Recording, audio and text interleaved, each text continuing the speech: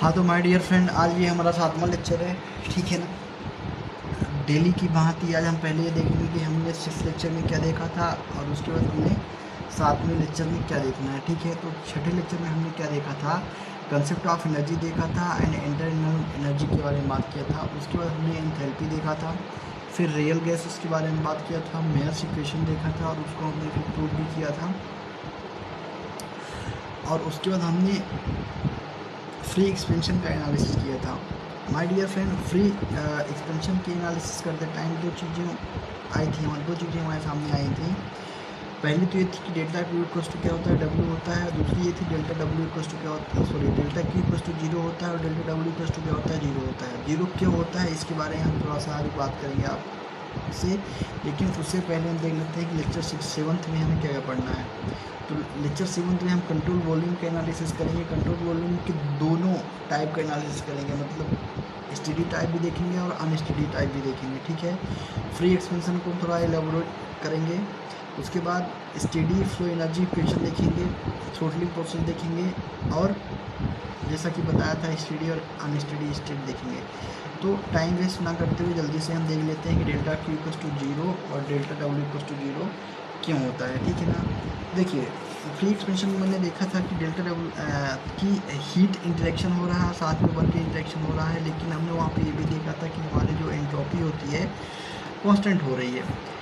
देखिए, heat and work का interaction क्यों नहीं हो रहा था, उसका मेन रीज़न ये था कि देखिए delta W equals to zero इसलिए होगा क्योंकि वर्क डन वैक्यूम में हो रहा था। और जब वैक्यूम में कोई मैटर नहीं है, वैक्यूम में कोई मैटर है ही नहीं, तो आप ये बताओ माय डियर कि वर्क डन किसके अगेंस्ट में होगा। ऑब्वियस है कि वर्क डन जीरो ही होना था। दूसरी चीज़, delta Q equals to zero इसलिए होता है माय डियर बिकॉज ये प्रोसेस इतनी ज़्यादा तेज़ होती है और due to fast process gas के पास इतना टाइम नहीं होता है कि वो हीट को ट्रांसफ़र कर सके। बात समझ में आई। And then delta Q equals to हमारा क्या हो जाता है, जीरो हो जाता है।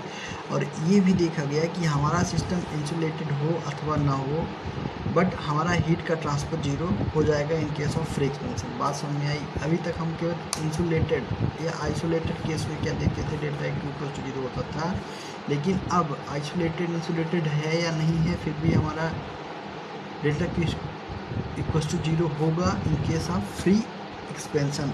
बात समझ में आई। फ्री एक्सपेंशन के केस में हमारा डेल्टा क्यू जीरो होगा, चाहे वो इंसुलेटेड हो या ना हो। देखिए, T initial equal to T final की बात कर रहे हैं, वो इसमें फ्री एक्सपेंशन के केस में होता है। तो इसका मतलब ये नहीं कि T initial equal to T final है तो आइसोथर्मल होगा। इसका मतलब केवल ये है कि जो हमारा एवरेज टेम्परेचर है वो डिक्रीज हो रहा है यहाँ पे। ठीक है, तो यदि हम साधारण से शब्दों में आसान भाषा में देखें तो क्या बोल सकते हैं कि expansion against vacuum is called free expansion. अभी हम क्या देखते हैं, कंट्रोल वॉल्यूम देखेंगे। कंट्रोल वॉल्यूम की एनालिसिस करेंगे, स्टेडी स्टेट पढ़ेंगे पहले, उसके बाद फिर हम अनस्टेडी स्टेट में जाएंगे। तो कंट्रोल वॉल्यूम कहाँ पे काम कर सकता है, कंप्रेशर में करेगा, टरबाइन में करेगा और पंप में करेगा। बात समझ में आई।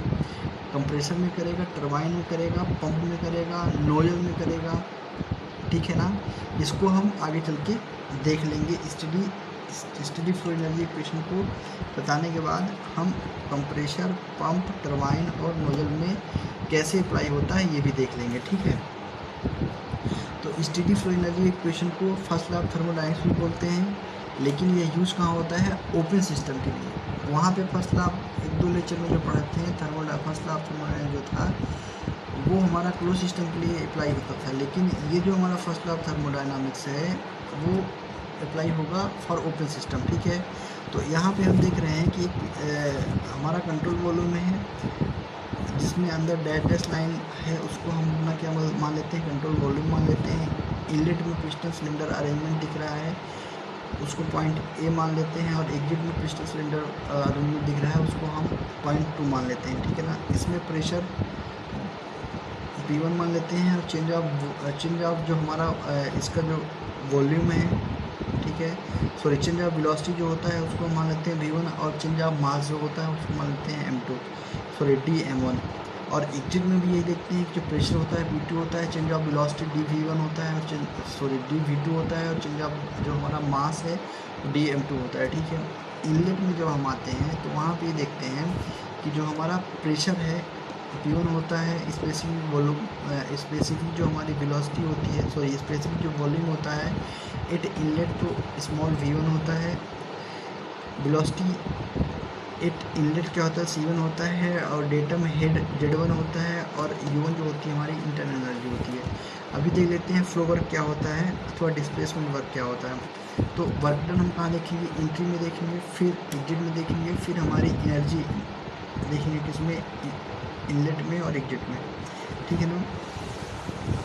तो हम वर्क डन क्या होता है, एंट्री में वर्क डन क्या होता है, delta W equals to P1 dV1, तो delta W upon D M1 equals to क्या हो जाएगा, P1 dV1 upon dV1 upon M1, और dV1 अपॉन M1 ही होता है वॉल्यूम पर यूनिट मास, इसे हम क्या बोलते हैं, स्पेसिफिक वॉल्यूम, मतलब स्मॉल v1।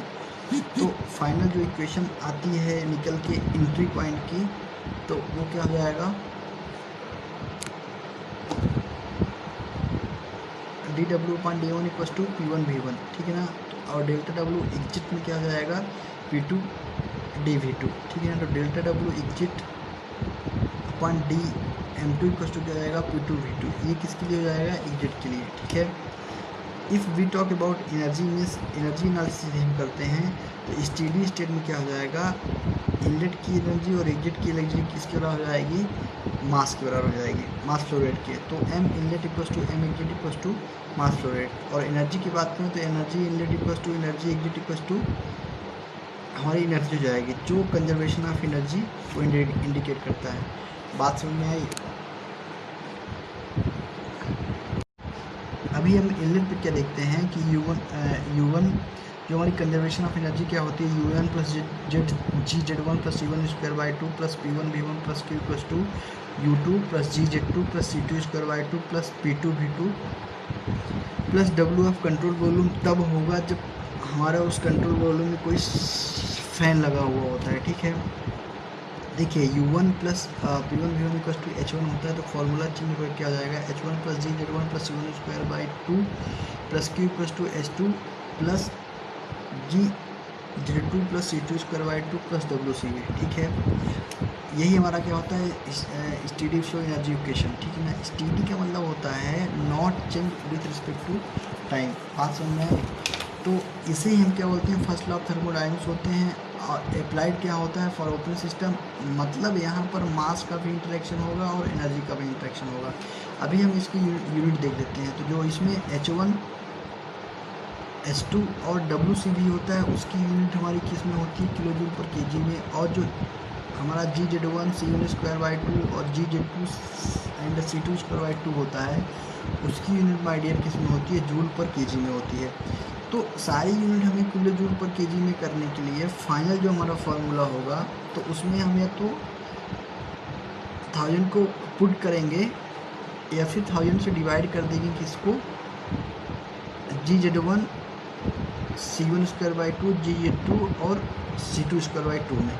तो फाइनल जो हमारा फार्मूला निकल के आएगा तो वो हो जाएगा my dear H1 plus GZ1 by 1000 plus C2 square by 2000 plus Q equals to H2 plus GZ2 by 1000 plus C2 square by 2000 plus WCV। ये पूरा फार्मूला हमारा किस में आ जाएगा, किलो जूल पर केजी में। अभी क्या होता है कि एक नोट पॉइंट आता है, वो होता है क्या, something which does not flow that have no enthalpy. मतलब क्या बोल रहा है कि जो चीज, देखिए एक नोट पॉइंट होता है क्या, something which does not flow that have no enthalpy, मतलब ये बोल रहा है कि समथिंग जो फ्लो नहीं होता उसमें एंथैल्पी नहीं होती है। मतलब कि हम आपको अभी तक जहाँ जहाँ भी एंथैल्पी बताए हैं वो केवल लिक्विड और गैसेस के केस में बताए हैं, ठीक है ना। सॉलिड केस में हमारा एंथैल्पी नहीं होती, एंथैल्पी वहीं आती है जहाँ पे चीज़ों को फ्लो होता है, ठीक है। मतलब ये है कि that's why we take enthalpy only in case of liquid and solid, liquid and gases, and not take in case of solid. Okay, that's clear ना। अब बात करते हैं कि इसके बारे में, आइडल गैस के बारे में। आइडल गैस में सपोज करते हैं कि चेंज इन जो मास होता है क्या होता है, यूनिट होता है, मतलब DM=1। तो इंटरनल एनर्जी में जो चेंजेस हो जाएगा क्या हो जाएगा, mCV/dt। एम की वैल्यू 1 रखने पर क्या हो जाएगा, du=CVT हो जाएगा, CVdt हो जाएगा। यदि t=0 रखने पर u=0 होता है, एंड t=t लिखने पर u होता है। मतलब हम बात करते हैं कि पर्टिकुलर टेम्परेचर अथवा पॉइंट पर भी इसको एक्सप्रेस कर सकते हैं, ठीक है ना। u=CVT and h=CPT। देखिए टी दोनों में सेम है, मतलब ये बोल रहा है कि पर्टिकुलर टेम्परेचर अथवा पॉइंट पर भी इस फॉर्मूले को हम एक्सप्रेस कर सकते हैं। और ये दोनों फार्मूले internal energy u=CVT and h=CPT दोनों वैलिड होते हैं किसके लिए, फॉर आइडल गैसेस के लिए। इनकम्प्रेसिबल सब्सटेंस क्या होता है, इनकम्प्रेसिबल सब्सटेंस वो होते हैं जिसकी डेंसिटी होती है कि कांस्टेंट। इंटरनल एनर्जी क्या होता है, du=mCV/dt होता है। देखो वहाँ पे केवल वो आइडल गैस के लिए वैलिड रहता था, यहाँ पर ये सभी गैसेस को लिए वैलिड रहेगा, ठीक है ना। अभी हम इंटरनल एनर्जी और इंथैल्पी देखते हैं, ठीक है। तो इंटरनल एनर्जी और इंथैल्पी की बात करते हैं सेपरेट, तो गैस और सॉलिड और लिक्विड के केस में देखेंगे। तो गैस की जब हम बात करते हैं माय डियर, तो उसमें दो केसेस होते हैं। पहला तो आइडियल गैस होता है, दूसरा रियल गैस होता है। आइडियल गैस केस में हमने अभी देखा कि u=CVT होता है एंड h=CPT होता है। रियल गैस के लिए जो इंथैल्पी और इंटरनल एनर्जी होती है हम वहाँ से निकालेंगे, कहाँ से, TD रिलेशन से, जो चैप्टर 8 में हम पढ़ेंगे। सॉलिड लिक्विड की बात करें तो u क्या होता है, mCT होता है, ठीक है ना, एंड h=u+PV होता है। यदि हम PV को नेग्लेक्ट कर देते हैं माय डियर, तो h की वैल्यू किसके बराबर लगभग हो जाएगी, u के इक्वल टू लगभग किसके हो जाएगी, CT के। अभी steady flow energy equation for different type device discuss करेंगे। डिफरेंट डिवाइस में स्टडी फ्लो एनर्जी इक्वेशन क्या होता है। तो सबसे पहले हम किसकी बात करते हैं, नोजल की। नोजल में हम एजम्पशन क्या क्या लेंगे, एजम्पशन लेंगे हमारा नोजल में जो फ्लो हो रहा है स्टडी स्टेट में होना चाहिए, चेंज इन पोटेंशियल एनर्जी हमारी जीरो होनी चाहिए, कंट्रोल वॉल्यूम का वर्क जीरो होना चाहिए, एडियाबेटिक सिस्टम होना चाहिए। देखिए कंट्रोल वॉल्यूम का वर्क जीरो का मतलब ये होता है कि उसमें सॉफ्ट का प्रेजेंस नहीं होता है, ठीक, no present is no shaft is present. Adiabatic system का मतलब होता है कि जो चेंज ऑफ हीट होता है, हीट ट्रांसफर होता है किसके बराबर होता है, जीरो बराबर होता है। मतलब हीट इंट्रैक्शन क्या होता है, जीरो होता है। डेल्टा क्यू की वैल्यू क्या होती है, शून्य होती है। नोजल की बात करते हैं तो यदि इनलेट वेलोसिटी C1 और एग्जिट वेलोसिटी C2 है, इनलेट एंथैल्पी H1 और एग्जिट एंथैल्पी H2 है, ठीक है। तो जो स्टेडी फ्लो एनर्जी इक्वेशन का फॉर्मूला इसमें क्या लग जाएगा, H1+G Z1+C1 ² 2000 + Q = H2+G Z2+C2 ² 2000 assumption में हमने पढ़ा है कि change in potential energy zero हो जाएगी, तो पोटेंशियल एनर्जी यहाँ पे GZ1 है, जीरो हो जाएगी। एडियाबेटिक है तो Q जीरो हो जाएगा। इसी प्रकार एग्जिट में होगा, तो फॉर्मूला हमारा निकल के जो आएगा तो क्या हो जाएगा,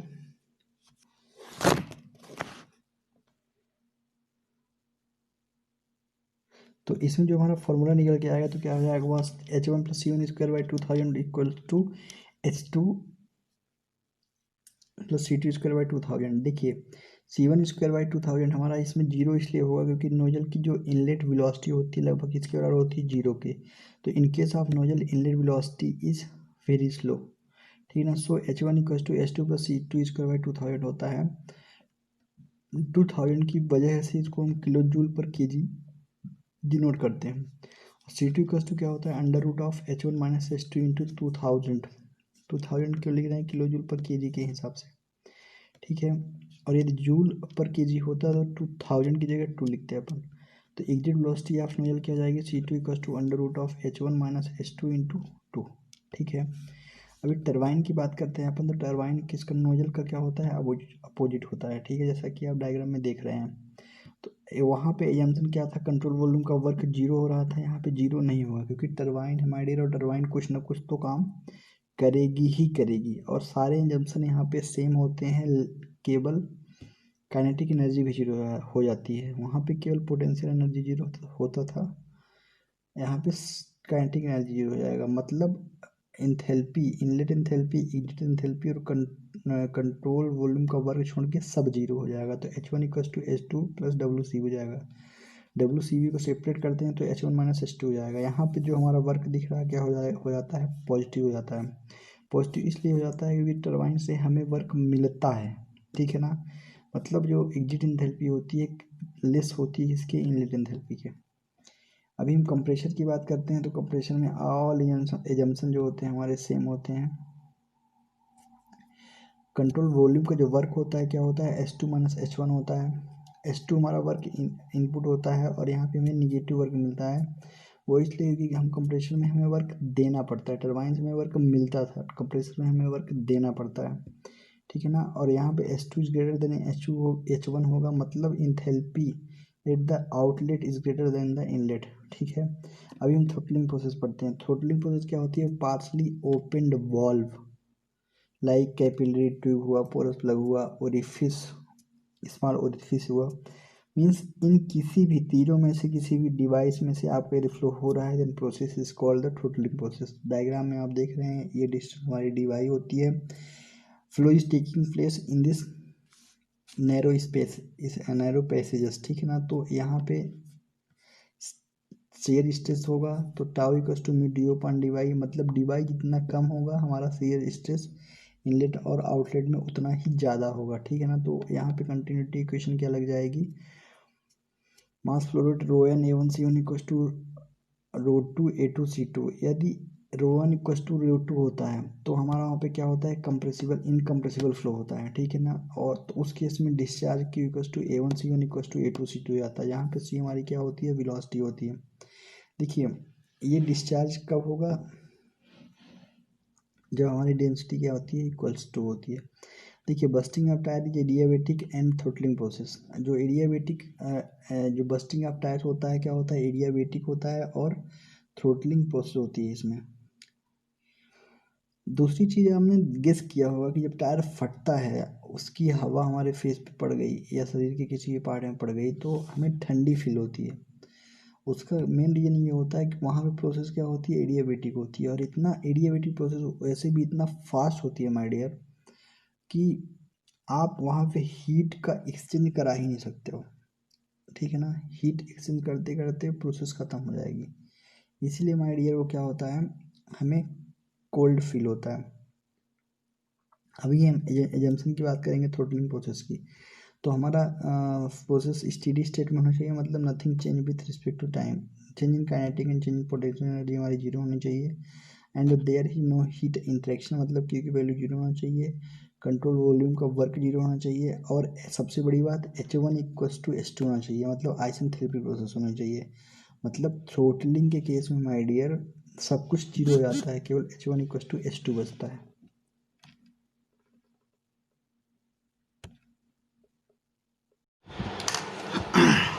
हाँ तो भाइयों अभी हम क्या पढ़ रहे थे,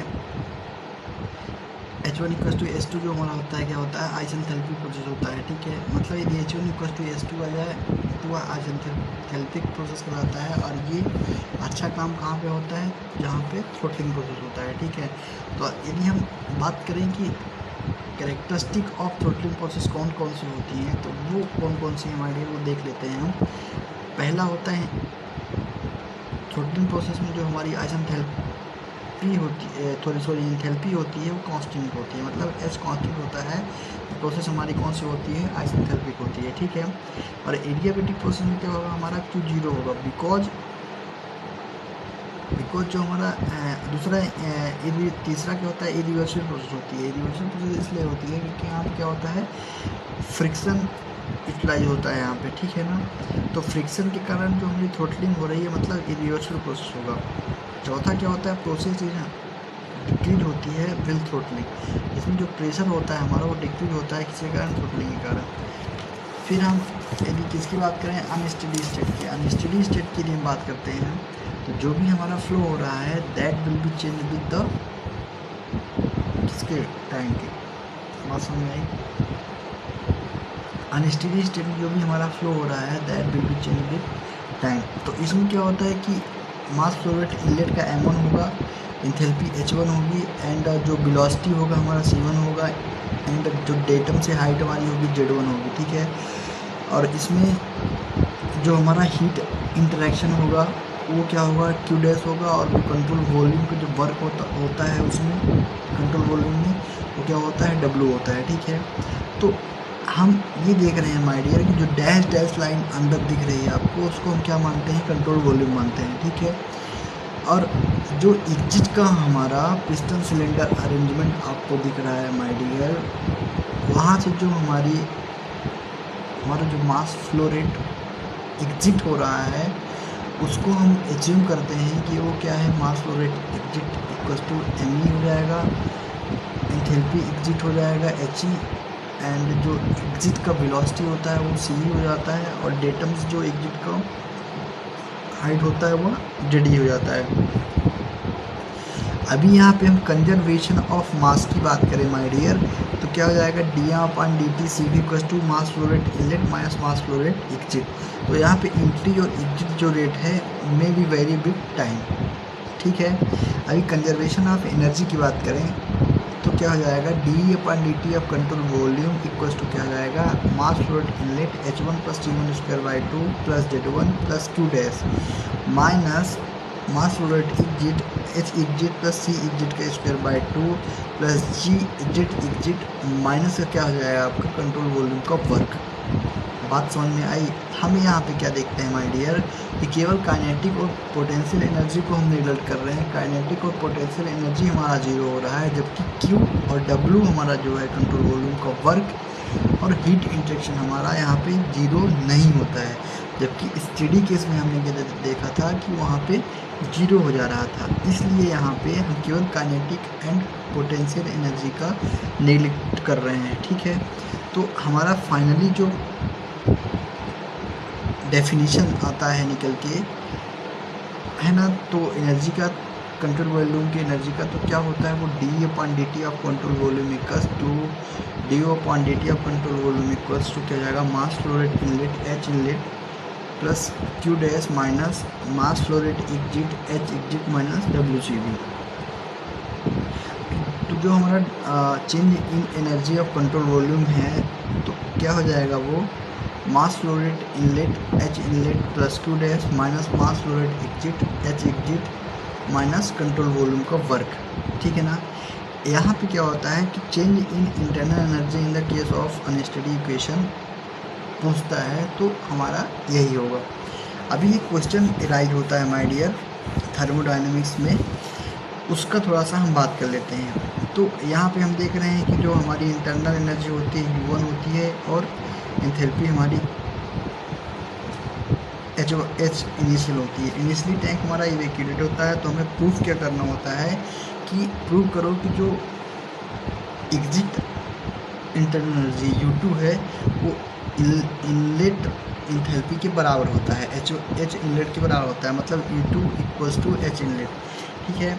तो हम यहाँ पे मान के चलते हैं कि assume this to be an unsteady state. हम इस सिस्टम को क्या मान के चलते हैं, अनस्टेडी स्टेट मान के चलते हैं। तो जो मास का इक्वेशन होता है माय डियर, यहाँ पे क्या होता है, dE/dt of control volume equals to क्या हो जाएगा, mass flow rate inlet minus mass flow rate exit. बात समझ में आई। तो यहाँ पे जब मास फ्लो रेट एग्जिट की वैल्यू क्या होती है, जीरो होती है, तो मास फ्लो रेट इनलेट क्या हो जाएगा, तो dE/dt ऑफ कंट्रोल वॉल्यूम क्या हो जाएगा, हमारा मास फ्लो रेट इनलेट हो जाएगा, ठीक है। बिकॉज यहाँ पे वॉल हमारी क्या होती है, ओपन नहीं है, ठीक है।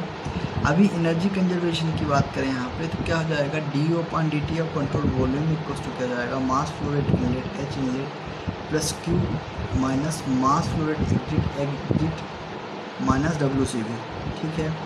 तो Q WCV and mass flow rate exit H exit जो होता है हमारा, वह क्या हो जाएगा, जीरो हो जाएगा। तो dO/dt इक्वल्स टू क्या हो जाएगा, mass flow rate inlet H inlet, ठीक है।